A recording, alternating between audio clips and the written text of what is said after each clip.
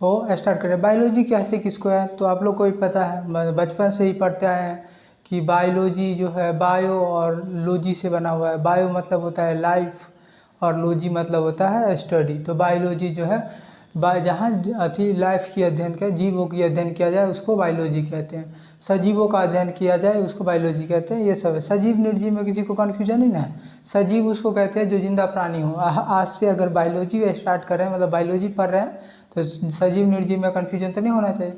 Biology सजीव जो है जो जिंदा प्राणी होता है, जैसे हम, गाय, भैंस, बकरी, बैक्टीरिया, उक्टीरिया, ये सब क्या है, ये सब सजीव है, अर्थात जिंदा है। जिंदा प्राणी सजीव कहलाता है। और जो प्राणी जिंदा नहीं है, जैसे कि टेबल, कुर्सी, मोबाइल, ये बोर्ड, ये सब क्या है, ये सब निर्जीव प्राणी है। ये मार्कर भी निर्जीव प्राणी है, ये भी निर्जीव है। वायरस जो होता है वो निर्जीव और सजीव के बीच की कड़ी है। कड़ी किसको कहते हैं, मतलब कि वो सजीव भी है और निर्जीव भी है, ना तो सजीव है ना ही निर्जीव है। अर्थात मतलब कि जब तक वो शरीर से बाहर रहता है तब तक वो निर्जीव रहता है, मतलब मरा हुआ रहता है। और जैसे ही शरीर किसी भी शरीर में प्रवेश किया वो जिंदा हो जाता है।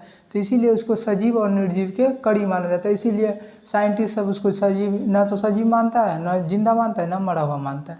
तो सजीव और निर्जीव में कोई कन्फ्यूजन, जो सजीव मतलब जो जिंदा हो, और निर्जीव जो मरा हुआ हो। अब मरा हुआ मतलब जिसमें जान नहीं हो। अभी सोचते रहे क्या क्या, टेबल, फैन, पंखा, आपके बगल उगल में जितना चीज़ हो सब निर्जीव है, बस आपको छोड़कर। आप सजीव बने रहिए। इसमें जो है बायोलॉजी मतलब ये तो नॉर्मल डिफिनेशन सबको आता होगा, इतना तो एक्सपेक्ट कर ही सकते हैं। यह सजीवों का अध्ययन।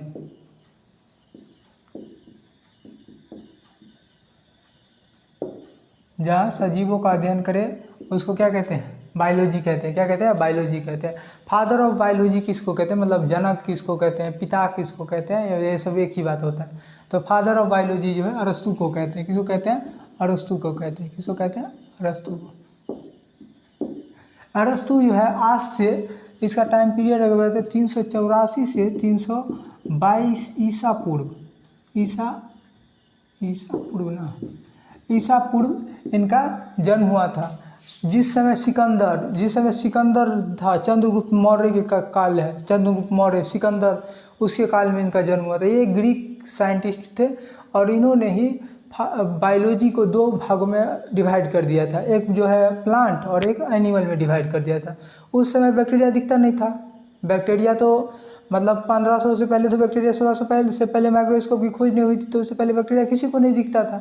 तो इसको भी बैक्टीरिया नहीं दिखता था। तो जो चीज़ दिखता था उसके अनुसार इन्होंने एक कह दिया कि एक प्लांट है और एक एनिमल है, मतलब जितना भी चीज़ है एनिमल वाला एनिमल में रख दो, और जो चीज़ प्लांट में है वो प्लांट वाला, जो पेड़ पौधा है उसको प्लांट में रख दो, और जितना भी जीव है उसको एनिमल में रख दो। वायरस बैक्टीरिया दिखता नहीं था, तो इनके अनुसार यही था। तो ये उतने साल पहले सोच सकते हैं, मतलब कि सिकंदर का काल आज से, मतलब ईसा पूर्व से, मतलब आज से 2300-2400 साल, 2300-2400 साल पहले की बात है ये। तो इनको फादर ऑफ बायोलॉजी कहते हैं। फादर ऑफ बायोलॉजी किसको कहते हैं, अरस्तु साहब को कहते हैं। किसको कहते हैं, अरस्तु साहब को कहते हैं। इसमें कोई कन्फ्यूजन नहीं होनी चाहिए। इसके बाद जो है, इसमें जैसे ये चल रहा था, इसके बाद जो है वो कैरलस ल्यूनियस नाम का एक साइंटिस्ट आया। ल्यूनियस नाम के साइंटिस्ट आया, और उन्होंने भी अपना जो बुक लिखा हुआ है उसमें भी, उस सिस्टम ऑफ बुक जो है उसमें उन्होंने भी दो भागों में ही जीवों का विभाजन किया था, जिसमें एक था प्लांट्स और एक था एनिमल। प्लांट मतलब होता है पादप, मतलब नॉर्मली इसको पौधा डालना चाहिए, पेड़ पौधा डाल देता है, पादप अलग सा नाम है। एनिमल मतलब होता है जानवर समझते होंगे। तो इसमें कैरलस लीनियस ने ही इसको फिर से दो भागों में डिवाइड किया। तो इसी को आधुनिकरण जो है वह इसी के इन्होंने ही पहले बार, मतलब सेकंड कह सकते हैं, आधुनिकरण में जो है किंगडम को डिफाइंड इन्होंने किया था। और इसी के बेसिस पर मॉडर्न जो 5 किंगडम आया है वो इसी के आधार पर आया था। तो इसको जो है आधुनिकरण का पिता कहा जाता है। आधुनिक वर्गीकरण का पिता कहा जाता है। इसको आधुनिकीकरण का पिता कहा, मतलब आधुनिक वर्गीकरण इससे पहले उन्होंने नहीं किया था, इन्होंने ही आधुनिक वर्गीकरण पर इन्होंने डिफाइंड किया। इसके बाद 3 किंगडम आता है, ये जो है 2 किंगडम दिए थे, सॉरी 2 किंगडम। इसके बाद 3 किंगडम आता है, इसके बाद 4 किंगडम आता है। तो 3 किंगडम 4 किंगडम आपके पॉइंट मतलब सिलेबस से ज़्यादा इंपॉर्टेंस नहीं है। इसके बाद जो आता है 5 किंगडम आता है। 5 किंगडम जो है R.H. व्हिटेकर नाम के साइंटिस्ट ने, R.H. व्हिटेकर ने 1969 में 5 किंगडम दिया था। 5 किंगडम इन्होंने दिया था, 5 किंगडम्स, 5 ऐसे लिख देते हैं, 5 किंगडम, 5 किंगडम जो है इन्होंने दिया था। इसके बाद 6 किंगडम है, लेकिन 6 किंगडम में कुछ नहीं किया गया, मोनेरा को ही 2 भागों में तोड़ दिया है, इसलिए 6 किंगडम इंपॉर्टेंस नहीं है। इंपॉर्टेंस कौन है? 5 किंगडम इंपॉर्टेंस है। पूछा जाएगा कि 5 किंगडम जो है वो किसने दिया था 5 किंगडम्स? तो R.H. व्हिटेकर ने दिया था। कि कौन से ईस्वी में दिया था? तो 1969 ईस्वी में दिया था। 5 किंगडम में कौन कौन से हैं ये भी देख लेते हैं। 6 किंगडम इंपॉर्टेंस नहीं, जो इंपॉर्टेंस है वही पढ़ाएंगे। पहले पढ़ने के लिए तो अच्छा है, उसके लिए आपको ये जनरल कंपटीशन में मेडिकल वाला कंपटीशन करना चाहिए। 11 12 जो बायोलॉजी पढ़ते हैं या मेडिकल के लिए तैयारी करते हैं तो 2 किंगडम 3 किंगडम 4 किंगडम 5 किंगडम सब पढ़ाया जाता। उसमें R.H. बैक्टीरिया के बारे में पढ़ाया जाता, लेकिन उतना आपको नहीं पढ़ना। इसमें जो 5 किंगडम जो है, पहले मोनेरा को हिंदी में भी मोनेरा ही लिखते हैं, इसीलिए लिखना हो तो मोनेरा ही लिख सकते हैं। इसका जो प्रोटेस्टा को भी हिंदी में प्रोटेस्टा ही लिखते हैं। इसके बाद जो है एगो फंजाई, सब समझाते क्या है? फंजाई जो है कवक कहते हैं इसको हिंदी में, इसलिए लिख देते हैं, जो अलग नाम है। इसके बाद जो है एक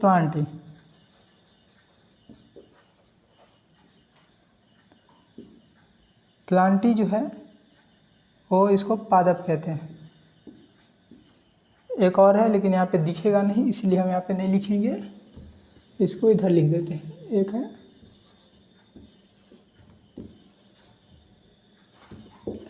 इतना ऊपर नहीं, एक लिख देते हैं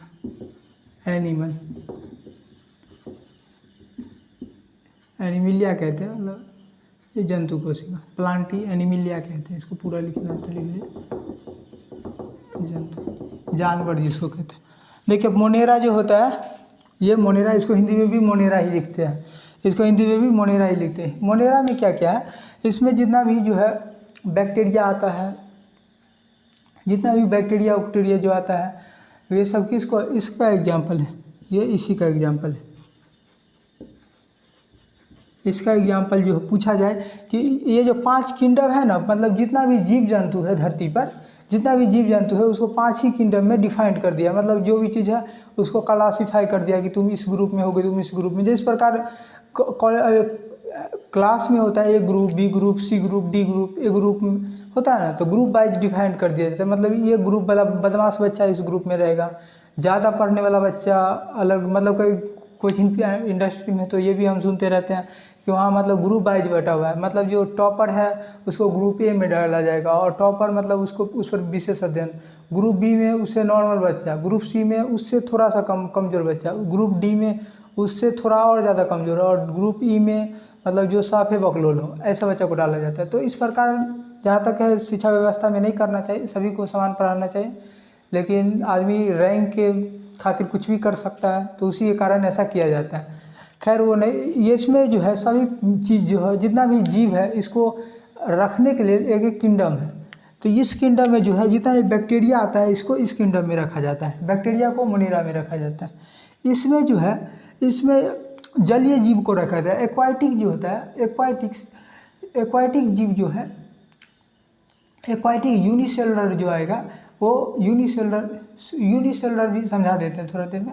एक्वाटिक जो होता है इसको रखा जाता है, जैसे कि इसमें मॉस आता है, यूग्लिना आता है, डाइनोफ्लैगलेट्स आता है। मतलब जितना भी छोटा छोटा जीव जो होता है ना, जो अथी में पाया जाता है, पानी के अंदर पाया जाता है ना, उसको कहते हैं ग्लाइकोकाइलेक्स कहते हैं, ग्लाइकोनाइलेक्स।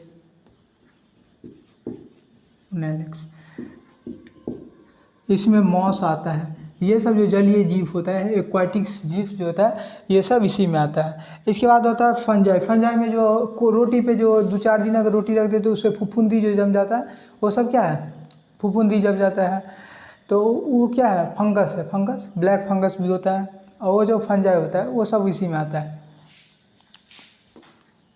इसमें फंजाई आता है, कब आता है फंगस, ये तो आप जानते ही, फंगस आता है। इसमें जितना ही फंगस उंगस जो होता है, जो फंगस कवक जो होता है, जो रोटी वोटी अगर 2-4 दिन रख दीजिए तो उस पर जम जाता है, तो खाने लायक नहीं रहता है। और पेड़ अथी पानी बारिश जो होता है तो उस पर भी छोटा छोटा सा अवला निकल जाता है, या 2-4 दिन तो कोई खाना ख़राब हो जाए तो उस पर निकलता है, तो ये क्या फंगस निकल जाता है। क्या निकलता है, फंगस। जैसे बॉडी पर भी ब्लैक फंगस होता है, जो अगर जैसे कि ये कोरोना वायरस था, तो कोरोना वायरस में जब डेक्सामेथासोन्स का जो है मतलब इंजेक्शन लगाया गया था, तो बॉडी जो है काम करना नॉर्मल कर दिया, जिसके कारण क्या ब्लैक फंगस अटैक कर दिया था और ये वाला पोर्शन को गला देता था दोनों बगल से। जबकि ब्लैक फंगस इतना मजबूत नहीं है, लेकिन जब हमारा ही बॉडी कमज़ोर हो जाए, मतलब कमज़ोर कर दिया जाए हमारे द्वारा, या कमज़ोर हो जाए, तो ब्लैक फंगस भी हम पर अटैक कर देती है। तो ब्लैक फंगस ही होता है। इसमें प्लांटिंग में जो होता है पादप, मतलब पौधा, जितना भी पेड़ पौधा देखते हैं ना, पेड़ पौधा देखते ही होंगे आप लोग, आप जहाँ पे बैठे हो वहाँ पे जीवन ही बिना पेड़ पौधा का तो संभव ही नहीं है। पेड़ पौधा में मतलब कदई जो होता है वो छोटा सा जो अति पे लगता है ना, कल पे जो लग जाता है, मतलब जहाँ पे आप लोग गोड़ हाथ धोते हो वहाँ पे जो लगता है, वहाँ से लेके उतनी छोटा छोटा से लेके बड़ा बड़ा बरगद, आम, खजूर, कटहल, ये सब का जो पेड़ पौधा देखते हैं, ये सब क्या है प्लांटिंग में। जितना भी पेड़ पौधा देखते हैं ना, छोटा से लेके और बड़ा से लेके सब किसको है, सब जो है प्लांटिंग में रखा गया। किस में, प्लांटिंग में। एनिमल में जितना भी जानवर है, जैसे कि फिश हो गया, मछली खाते होंगे आप लोग, मछली हो गया, मेढक हो गया, हम हो गए, जानवर जितना भी जीव जंतु जितना भी होता है, ये सब किस में आता है, इसमें फ्रॉग्स आ गए। फ्रॉग्स मतलब मेढक होता है। हम इंग्लिश ज़्यादा लिख रहे हैं ना। ह्यूमंस हो गया, मतलब आदमी नहीं लिखना चाहिए।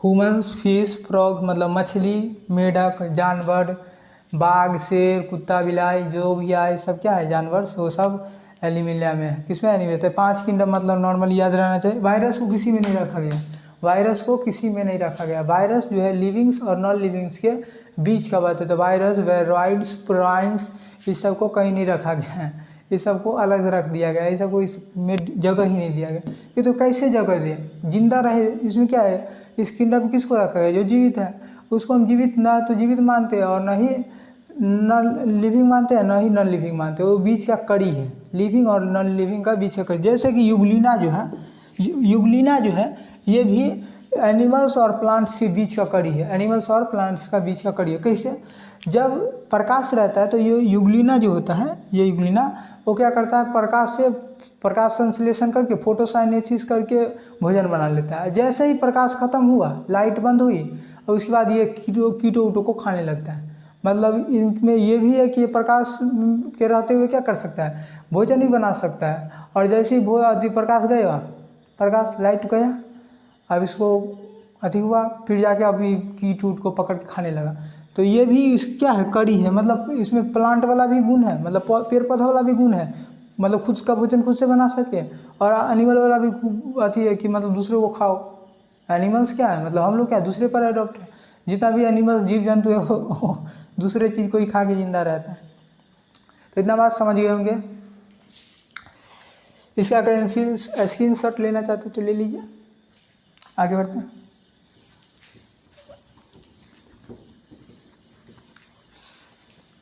इसके बाद 6 किंगडम है, मतलब लेकिन 6 किंगडम में कुछ नहीं किया गया है, बस मोनेरा जो है ना, उसी को 2 भागों में तोड़ दिया गया है।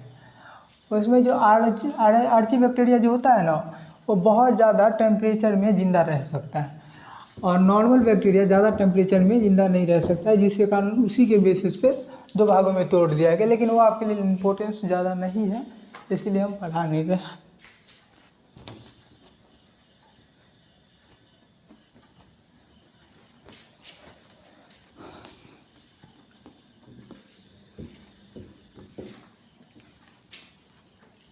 चलिए हो गया। अब पढ़ते हैं, इतना तो समझ गया। अब आगे जो पढ़ते हैं वो सेल पढ़ते हैं। सेल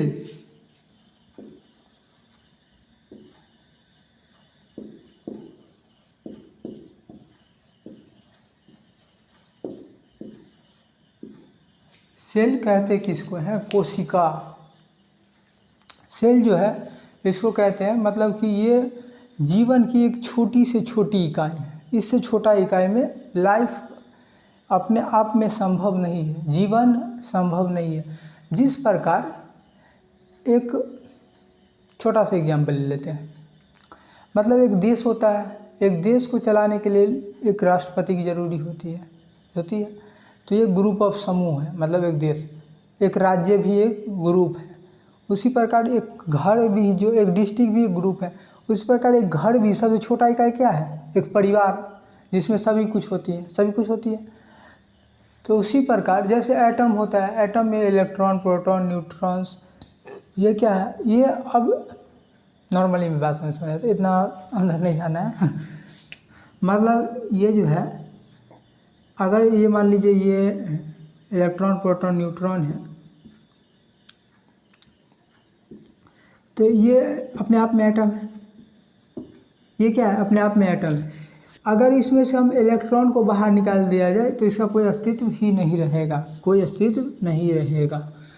नॉर्मली उससे भी ज़्यादा नॉर्मल कोई हो सकता है। देखिए, एक जीवन को, मतलब एक बेसिक है कि मतलब हाथ, पैर, दो आँखें, दो कान, दो मुंह, सॉरी एक मुंह, इस सब से मिलकर एक आदमी का निर्माण होता है। अगर इसमें से हम एक हाथ को काट के कहीं दे दें तो इसका कोई अलग में कोई अस्तित्व नहीं होगा। अगर हम एक आँख निकाल के कहीं दे दें तो इसका कोई अस्तित्व नहीं होगा। एक शरीर को चलाने के लिए, मतलब जो जो चीज़ जरूरी होता है, ये बेसिक यूनिट है। अब इससे ज़्यादा तोड़ के हम इसको मतलब जिंदा नहीं रख सकते, ये कोई काम का नहीं रहेगा। उसी प्रकार कोशिका जो है वो शरीर का सबसे छोटी इकाई है। इससे छोटी इकाई में अब जीवन संभव नहीं है।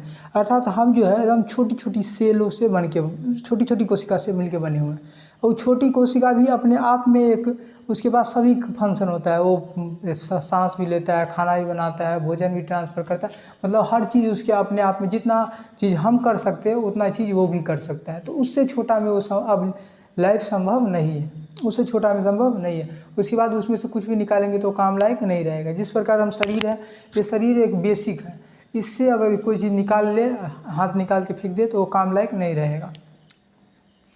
तो जैसे कि जो कोशिका से मिलके बना, तो जैसे कि हम जो है छोटी छोटी कोशिकाओं से मिलके बने हुए हैं, बहुत सारी कोशिका से। तो जो बहुत सारी कोशिकाओं से मिलके बने तो उसको कहते हैं मल्टी सेलर। क्या कहते हैं? Multi cellular. हम क्या एक कोशिका से मिलके बने हुए नहीं, हमारे पास कितना कोशिका, बहुत सारी कोशिकाएं हो गई। और जो एक कोशिकाओं से मिलके बने होते हैं, जैसे कि अमीबा, बैक्टीरिया, ये सब क्या है? एक कोशिका से मिलके बने होते हैं। तो जो एक कोशिका से मिलके बने हुए रहते हैं उसको क्या कहते हैं? यूनिसेलर। उसको क्या कहते हैं? यूनिसेलर। यूनि मतलब एक, और मल्टी मतलब एक से ज़्यादा। तो हम लोग क्या है? Multi cellular. हम लोग क्या है? मल्टी सेलर है। क्या है? Multi cellular. तो सेल जो है कोशिका,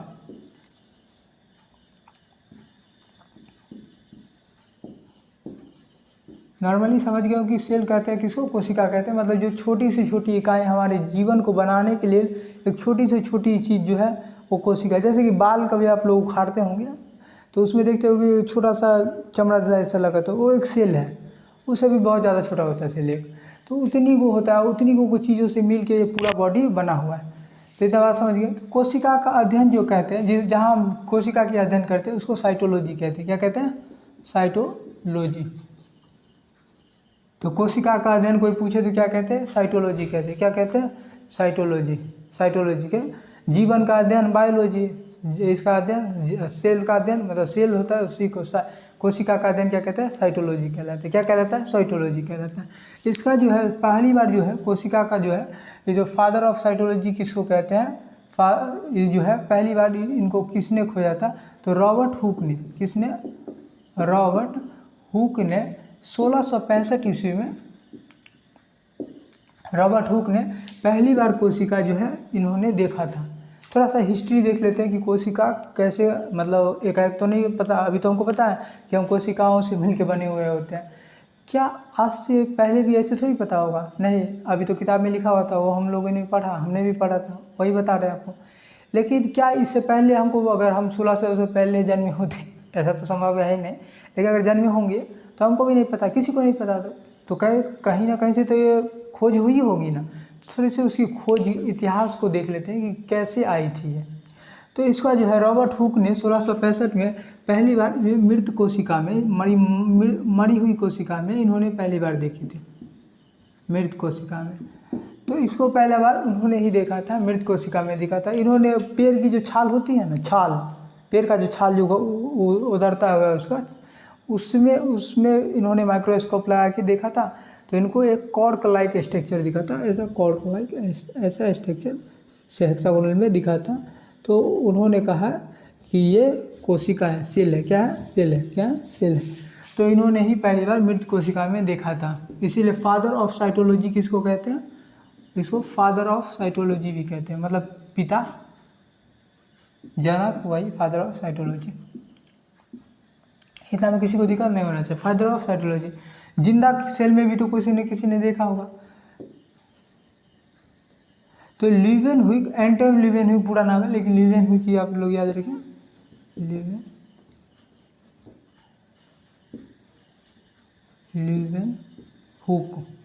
लीवेनहुक ने पहली बार 1674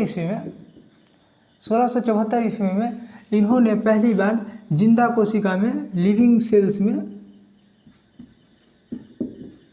जिंदा कोशिका, हिंदी लिखना चाहिए इनको, जिंदा कोशिका में इन्होंने पहली बार देखा था। पहला बार लिविंग सेल्स में किसने देखा था? तो लीवेनहुक ने देखा था। किसने देखा? तो लीवेनहुक ने देखा था। यहाँ तो कोई दिक्कत नहीं होनी चाहिए। इसके बाद जो है 1834 के आसपास रॉबर्ट ब्राउन ने,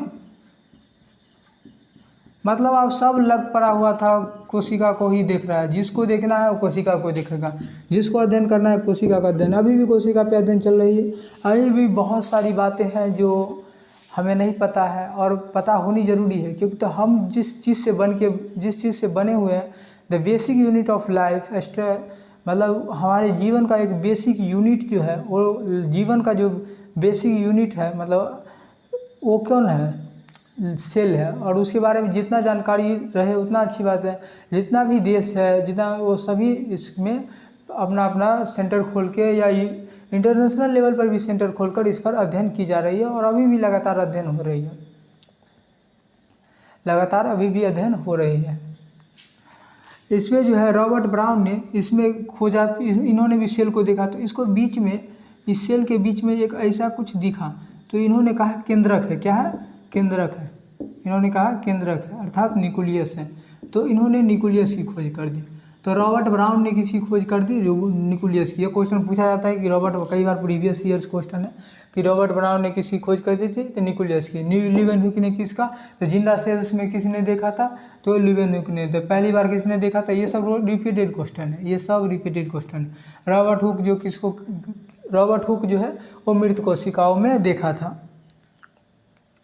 बात इसी प्रकार चलते चलते आती रही।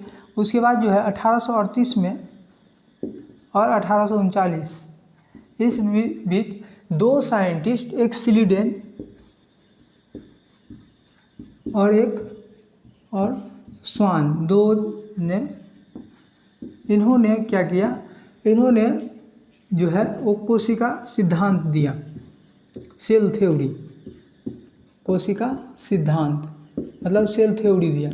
इन्होंने सेल थ्योरी प्रोवाइड किया। स्वीडन और स्वान ने कोशिका सिद्धांत दिया। लेकिन अभी भी इस थ्योरी के देने के बाद भी अभी तक ये बात डिफाइन नहीं हुई कि नया सेल कैसे बनता है, नया सेल कैसे बनता है। अभी तक भी ये बात डिफाइन नहीं हो पाई थी कि नया सेल कैसे बनता है, नया सेल कैसे बनता है। अब सबका दिमाग एक ही चीज़ पे चल रहा था कि नया सेल बनता कैसे है। 1855 ईस्वी में एक साइंटिस्ट जो है वो रुडोल्फ विर्चो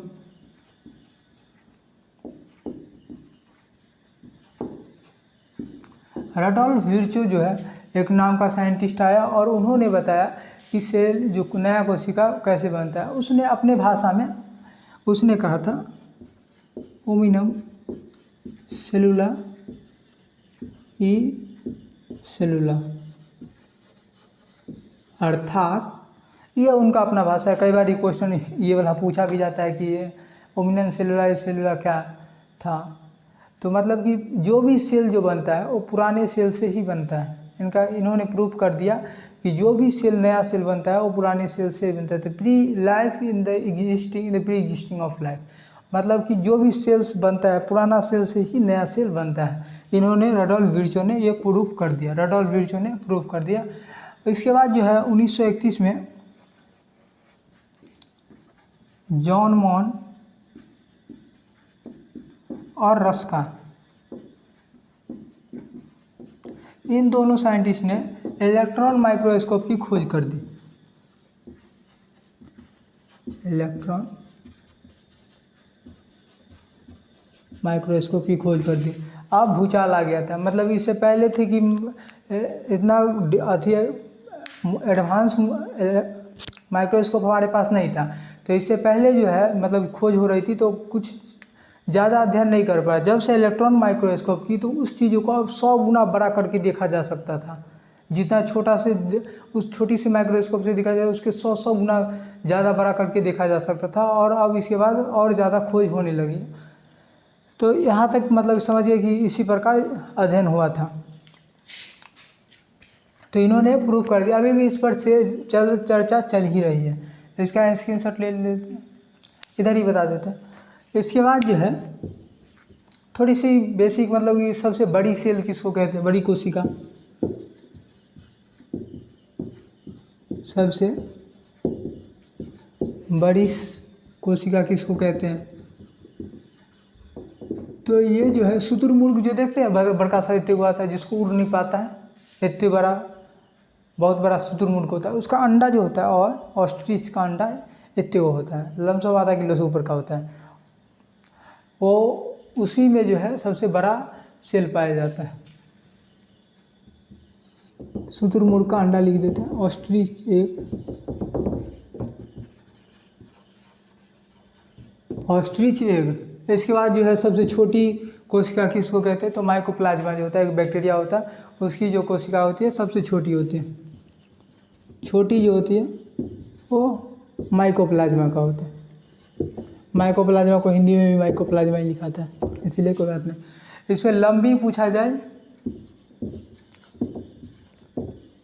लंबी किसको कहते हैं, तो लंबी जो होता है ये तंत्रिका तंत्र, जो ब्रेन में न्यूरॉन सेल्स होता है। जैसे कि देखिए चींटी काटे तो महसूस होता है ना, ये जाल बिछी हुई, तो सबसे लंबी कोशिका जो होता है ये न्यूरॉन्स होती है। न्यूरॉन सेल कौन से होते हैं, न्यूरॉन सेल, तंत्रिका तंत्र। और अगर इसमें तो देखिए बड़ी और लंबी में अंतर होता है, इसमें कन्फ्यूजन नहीं ना कि बड़ी और लंबी में। बड़ी जो होता है बड़ा साइज में, शेप में बड़ा होना चाहिए, लंबा मतलब खाली लंबा ही बड़ा होना चाहिए, दोनों में अंतर होता है। बड़ा मतलब साइज में बड़ा होना चाहिए, लंबा मतलब खाली लंबा होना चाहिए। इसमें जो होता है मतलब आदमी की बात किया जाए तो आदमी में सबसे बड़ी कोशिका सेल जो है ये ओवम को कहते हैं। फीमेल जो ओवम अंडा जो होती है वो जो होता है वो सबसे बड़ी सेल, और सबसे छोटी जो है ये मेल का स्पर्म होता है। कौन होता है, मेल का स्पर्म होता है, मेल का स्पर्म होता है। तो यहाँ तक आज जो है मतलब पढ़ा रहे हैं, कल जो है आगे पढ़ाएंगे। अब इसके बाद सेल का स्ट्रक्चर पढ़ेंगे, मतलब उसमें क्या क्या होता है। जैसे कि सेल मेम्ब्रेन होता है, उसमें mycoplasma, Golgi body, mitochondria, endoplasmic reticulum, ribosomes, DNA, RNA, ये सब जो अंदर वाली फीचर्स है उसमें क्या क्या होता है, प्रोटोप्लाज्म, न्यूक्लियोप्लाज्म, साइटोप्लाज्म, ये क्या क्या उस सेल के, ये जो सेल अभी तो हम पता है कि सेल खोजें, तो इसमें इतना पे थोड़ी कोई रुक गया होगा। अब इस सेल के अंदर में क्या क्या है इस सब के बारे में अध्ययन कल हम बनाएंगे वीडियो, उसमें देखेंगे कि आगे क्या क्या पढ़ना है वो कल के लिए। जय हिंद। इसी प्रकार पढ़ते रहिए, इसका स्क्रीनशॉट ले लीजिएगा।